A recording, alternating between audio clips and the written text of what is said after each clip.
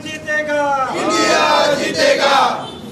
ಗೆದ್ದುವಾ भारत, ಗೆದ್ದುವಾ भारत, ಗೆದ್ದುವಾ भारत।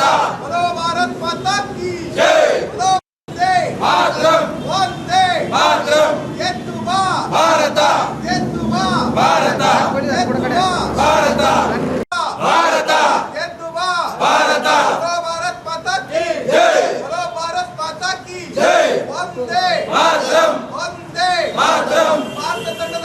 ಭಾರತ ತಂಡದ ಆಟಗಾರರಿಗೆ ಜಯವಾಗಲಿ, ಭಾರತ ತಂಡದ ಆಟಗಾರರಿಗೆ ಜಯವಾಗಲಿ, ಭಾರತ ತಂಡದ ಆಟಗಾರರಿಗೆ ಜಯವಾಗಲಿ। ಗೆದ್ದು ಬಾ ಭಾರತ ಅಂತ ಹೇಳಿ ಇವತ್ತು ನಾವು ಬೆಳಗಾವಿಯ ಕರ್ನಾಟಕ ರಕ್ಷಣಾ ವೇದಿಕೆ ಕ್ರಿಕೆಟ್ ಒಂದು ಕ್ರಿಕೆಟ್ ಪ್ರೇಮಿಗಳ ಜೊತೆ ಸೇರ್ಕೊಂಡು ಇವತ್ತು ವಿಶೇಷವಾಗಿ ವಿಘ್ನ ನಿವಾರಕ ಗಣೇಶನಲ್ಲಿ ಪೂಜೆ ಪ್ರಾರ್ಥನೆ ಮಾಡೋದ್ರ ಮುಖಾಂತರ ಇವತ್ತು ಅಂತಿಮ ಪಂದ್ಯ ನ್ಯೂಜಿಲೆಂಡ್ ಮತ್ತು ಭಾರತದ ಒಂದು ಅಂತಿಮ ಪಂದ್ಯ ಶ್ರೀ ರೋಹಿತ್ ಶರ್ಮಾ ಅವರ ನಾಯಕತ್ವದೊಳಗಡೆ ನಡೀತಾ ಇರುವಂತದ್ದು. ಅದು ಇವತ್ತು ಗೆಲ್ಲಲೇಬೇಕನ್ನುವಂತ ಆತ್ಮವಿಶ್ವಾಸ ನಮ್ಮೆಲ್ಲರಿಗೂ ಇದೆ. ಹಾಗಾಗಿ ಇಡೀ ಭಾರತ ಒಂದ್ ಕಡೆ ಇವತ್ತು ಕ್ರಿಕೆಟ್ ನೋಡ್ಲಿಕ್ಕೆ ಸಿದ್ಧವಾಗಿದೆ. ಹತ್ತತ್ತು ಕರ್ನಾಟಕದ ಜನತೆ ಬಹಳಷ್ಟು ಆತುರದಿಂದ ಕಾಯ್ತಾ ಇದೀವಿ.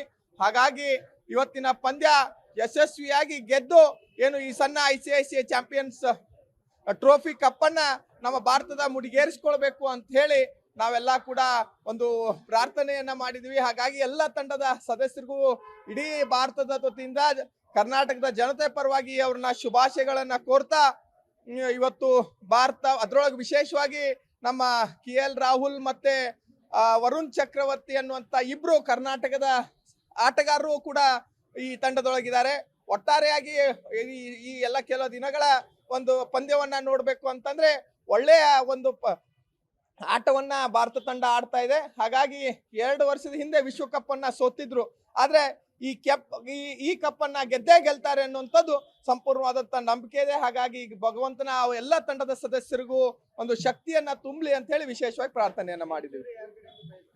ನಾವು ಎಲ್ಲರ ಕಡೆಯಿಂದನೂ ಬಯಸ್ತೀವಿ. ಆದ್ರ ಒಂದು ಒಟ್ಟಾರೆಯಾಗಿ ತಂಡದ ಸದಸ್ಯರೆಲ್ಲರೂ ಗೆಲುವಿನತ್ತ ಬಾರಿ ಜಾಗೃತೆಯಿಂದ ಆಡಬೇಕು ಅನ್ನೋಂಥದ್ದು ನಮ್ಮೆಲ್ಲರ ಆಸೆಯಾಗಿದೆ. वंदे मातरम, वंदे मातरम। गणपति बप्पा